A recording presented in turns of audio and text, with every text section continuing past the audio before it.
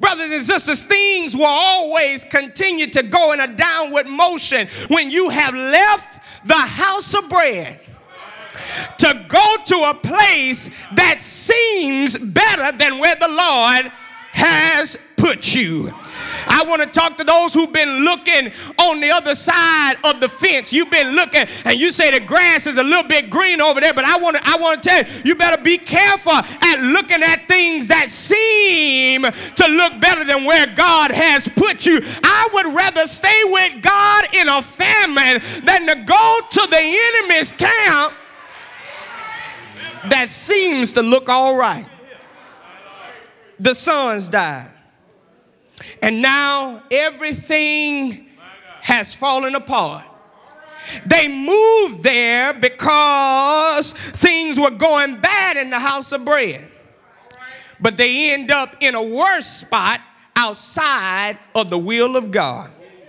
And so all of a sudden now they are having to grieve, and to lose your husband means that you lose your source of income. You are destabilized. You are displaced. You're having to depend on others to take care of you. And so here it is now that Naomi goes to her daughters-in-law, Ruth, Oprah.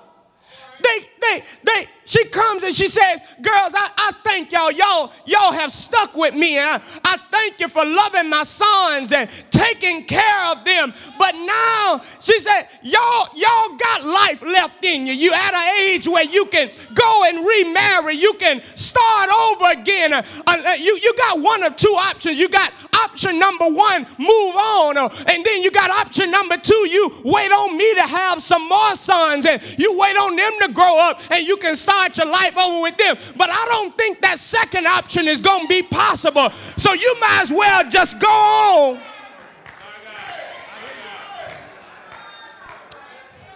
Move on with your life.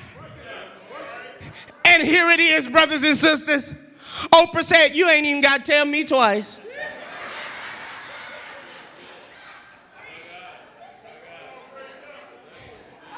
You ain't got to tell me twice. I love you. It's been real. You cook good meals on Sunday afternoons that we got home from church. It was good. You know, it was fine. You taught me some good lessons, but I got to move on. Ain't nothing for me here. But Ruth. The text says that Ruth clung to her. What do you do when things fall apart? Number one, you got to find your real friend.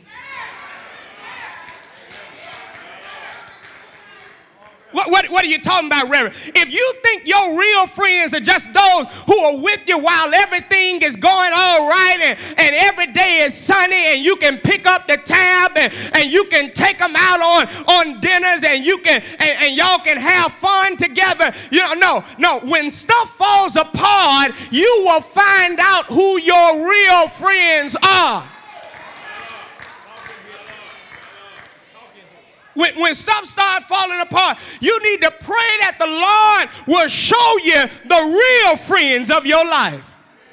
The text says that Ruth is what we call a ride or die friend. Now, before you say, Reverend, that's too secular for us, it's in the text because the text says that while Oprah has left, returned back to her folk, returned back to her gods, Ruth said, entreat me not to leave you. Come on, let's ride. So I know she a rider, but then she said, wherever you go, I'll go. Wherever you lodge, I'll lodge. She's still riding, y'all. Your people shall be my people, and your God, my God. But here it is. She said, I'm not just a rider, but I'm a ride or die. Verse number 17, where you die. Shake somebody's hand and say, you better find a ride or die. You better find you somebody that will be with you when things are good, that will be with you when you can't pick up the tab, be with you when you can't pray for yourself. Find you somebody that will shout with you when you can't shout for yourself, that'll be strong with you and tell you, you can make it.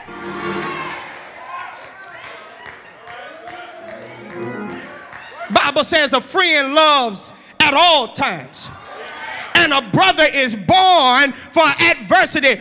You got friends that walk out on you when you're in hard time. They wasn't friends anyway. And brothers and sisters, let me tell you something. You ought to thank God for stuff falling apart in your life. Why you say that, preacher? Because the Lord gonna show you who really needed to be there in the first place.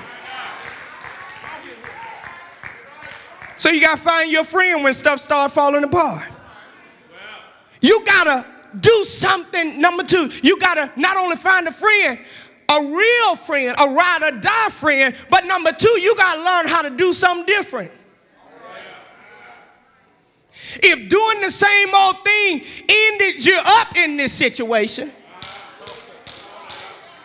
continuing to do the same thing is only going to keep you in this situation. But you got to learn how to do something different. See, not only did Naomi find her a friend, but Ruth shows us that we have to do something different when things have fallen apart. The mere fact that she sticks with her mother-in-law shows that she is willing to do something different from her other sister-in-law. Come on now. And so oftentimes when we start going through things in our lives, we say, well, they doing it. They jumping ship. They leaving the church. They getting a divorce. So maybe I should do the same. You got to get your Ruth mentality and say, I know you may have decided to do this, but I'm going to do something different. I'm going to stick with this thing and see how different will work for me. Yeah, they did something different. And not only did she do something different, watch this, by sticking with her mother-in-law, they moved to a different place. Look at it. It says, when she saw that she was determined to go with her, you know, Naomi saw, hey, this woman crazy. She could start over, but since she want to be a ride or die, you know what? We might as well just go on. Verse number 19 said, the two of them went until they came, watch this, where? They had a choice to stay there. Stay there and keep crying about what they had lost. They said, let's do something different. Here it is. They moved from Moab back to their original place. All right, let me help you. If you ever want God to start turning things around, you got to move back to where he put you in the first place. See, some of you gotta go back to what you used to do when you first got saved. See, sometimes over the course of the year, we get excited at the beginning of the year and we start praying, we start reading our Bible. Then all of a sudden, we start slacking. But hold on. The Lord said, you got to return to where I put you in the first place. If prayer has brought you this far, just because he hadn't answered your prayers yet, don't go to Moab, go back to Bethlehem. Come on now. You may don't see your bills adding up yet, but don't leave Bethlehem. Go back to paying your tithes. Go back to being faithful in your service unto the Lord. They say, we ain't gonna stop until we get back to Bethlehem. Oh, brothers and sisters, I want to tell you, you got to do something different. And doing something different often requires going back to where he put you in the first place. Oh, and brothers and sisters, they finally get back to the place. My time is running out. They finally get back to Bethlehem. When they get back to the place that God wanted them to be, where God had put them in the very first place, everybody look and say, hold on. Is that Naomi? Is that Naomi? Naomi, when she said, no, hold on. Don't call me Naomi. Call me Mara. Mara means bitter.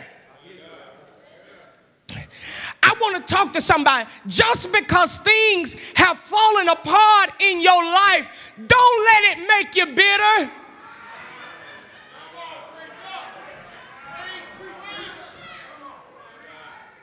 There's some of you who's so bitter. You come up in church and you know, I don't even know why you come up in here, because the whole service you don't clap your hands, keep your arms folded. We ain't do it to you.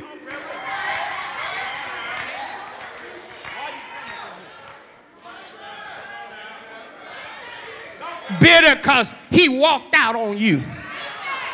Bitter because she used you till you were dry. Bitter because you got the bad report from the doctor. Bitter because they hadn't paid you your money back yet. Bitter because your family, those who you thought was there for you, thought that they would protect you, thought that they would have your back, have deserted you. Don't be bitter. She got to Bethlehem, back to the house of bread. And she is bitter. Don't call me Naomi. Call me Ma. Let me help you with something. Do not change your identity because of your issue. Oh, let me say it like this. Don't let your issue change your identity. Brothers and sisters, see, a lot of you identify yourself by what you're going through. Come on, I may be financially broke, but my name ain't broke. I may feel a sickness in my body, but I ain't gonna call myself sick. Look at somebody say, you better remember who you are. She said, I went out full, and the Lord has brought me home again empty. Why do you call me Naomi, since the Lord has testified against me, and the Almighty has afflicted me? She let her issue change her identity. But brothers and sisters, if there's anything that I can shout about,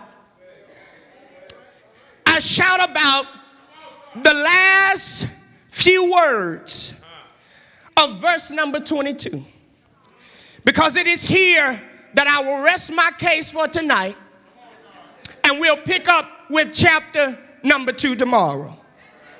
The Bible says Naomi returned. She got a ride or die with her, Ruth,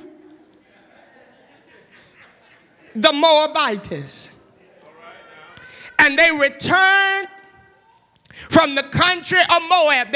She found her friend and did something different. But then it says, now they came to Bethlehem. Here it is.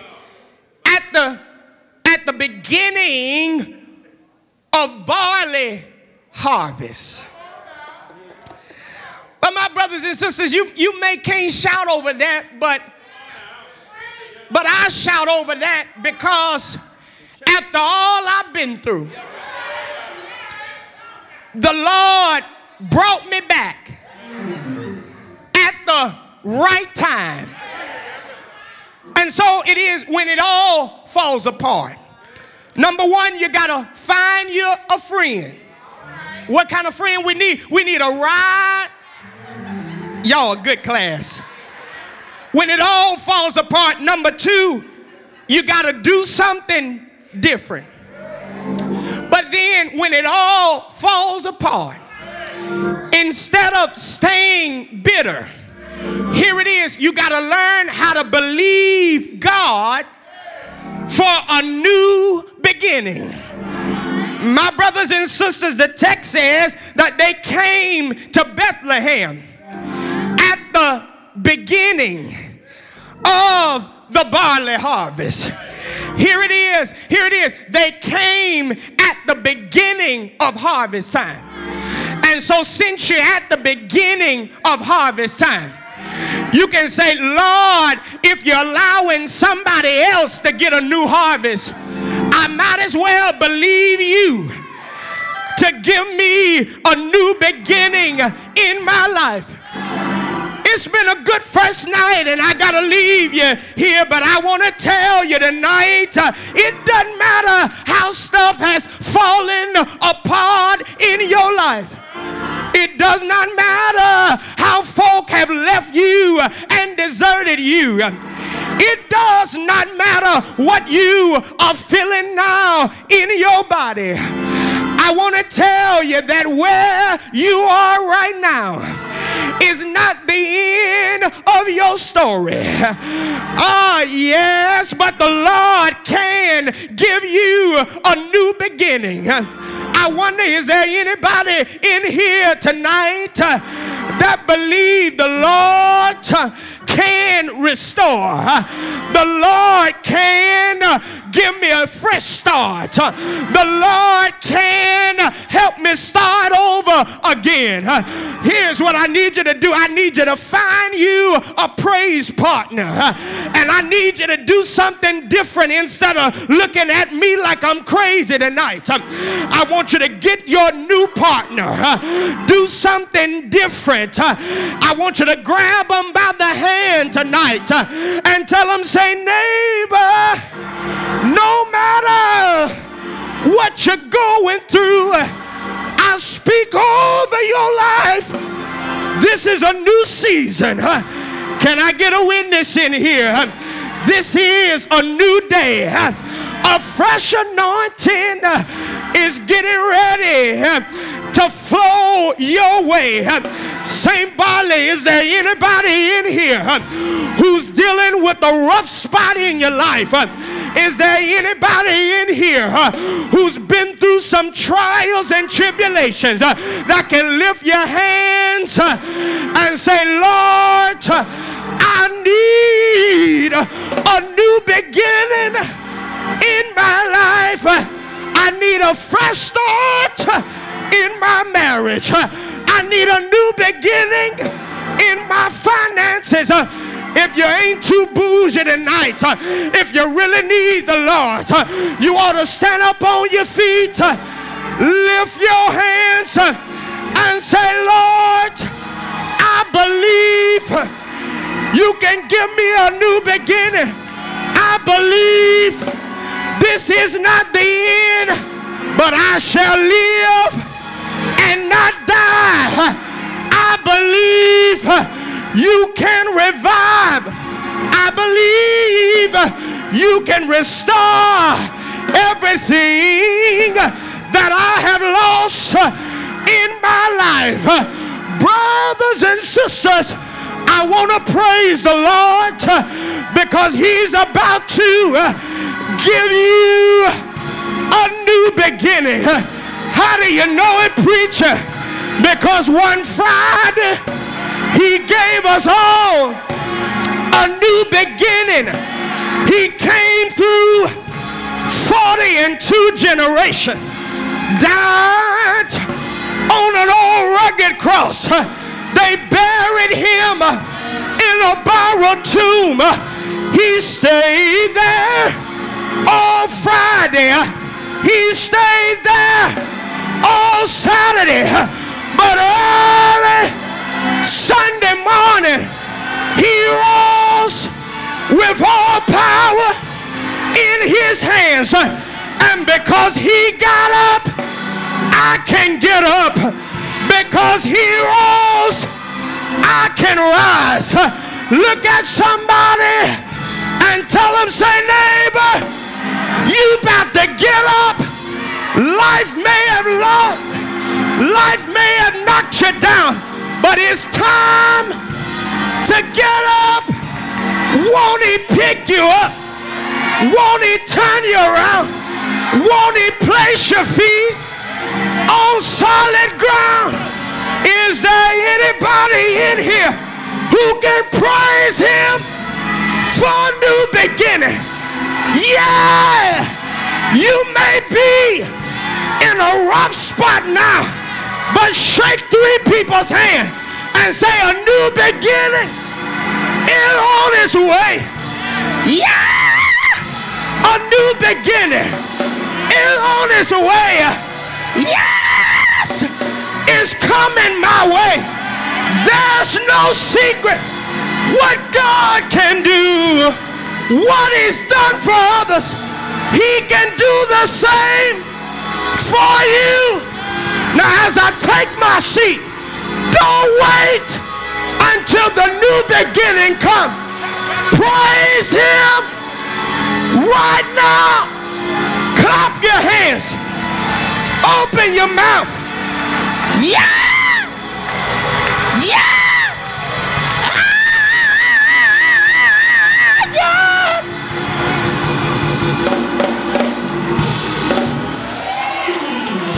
Everybody standing.